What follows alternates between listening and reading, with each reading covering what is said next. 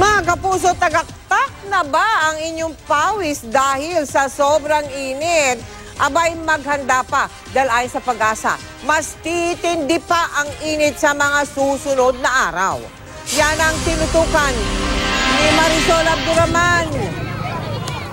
Nakapapaso ang katumbas ng 48.1 degrees Celsius na heat index o init factor ang naitala kaninang alas 2 ng hapon sa Cabanatuan City, Nueva Ecija at Sangli Point sa Cavite, ayon sa Climatology and Meteorology Division ng Pag-asa.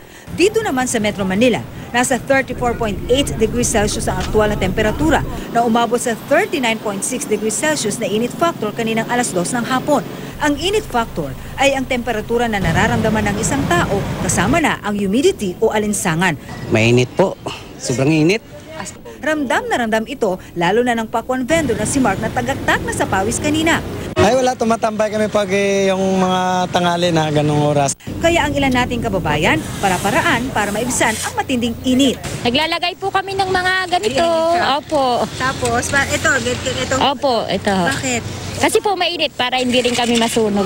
Pero ihanda na raw natin ang ating mga sarili dahil ayon sa Climatology and Meteorology Division ng Pag-asa, titindi pa raw ang init na ating mararamdaman sa mga susunod na araw. Talagang mas tumataas yung heat index lalo na kapag May. Kasi syempre papunta na tayo sa southwest monsoon even though easterlies pa rin yung most na nakaka-apekto sa atin ngayon. Dagdag pa raw dito ang high pressure area sa Luzon o isa-isang lugar kung saan papalabas ang hangin na lalo raw nagpapainit ng panahon.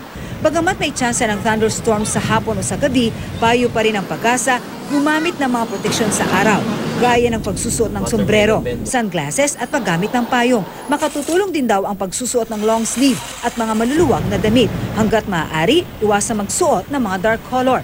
Umiwas na muna sa mga mabibigat na gawain, lalo na sa ilalim ng araw.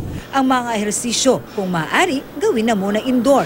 At iwasang magbilad sa araw anumang oras kung hindi naman kinakailangan. Huwag din kalimutang uminom ng maraming tubig. Paliwanag din ng Pag-asa, nakaaapekto rin daw ang sobrang init ng panahon sa agrikultura. Yung exposure ng plants sa sun, tsaka yung, siyempre, may kinalaman din yung relative humidity and yung water content nung soil.